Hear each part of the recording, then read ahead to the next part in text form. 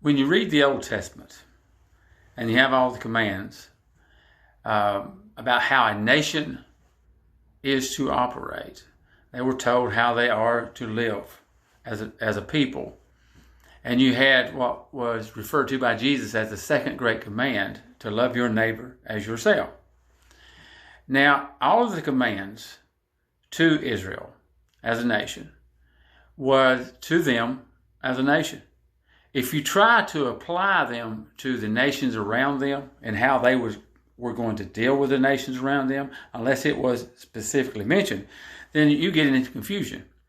You can't apply how they were to live together to how they were to conduct themselves with other nations.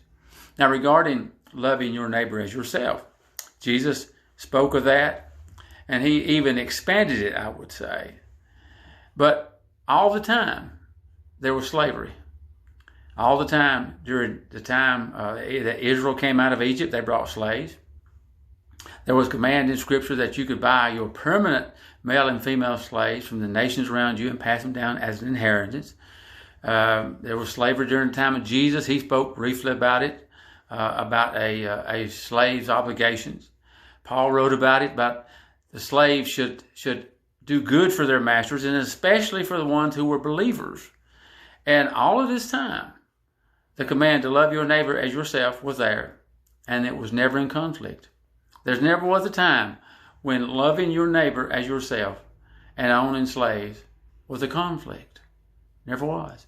When the founders of the Southern Baptist Convention owned slaves, there was no conflict.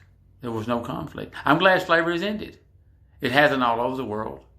Maybe one day it will. But it has here, a long time ago. A long time ago.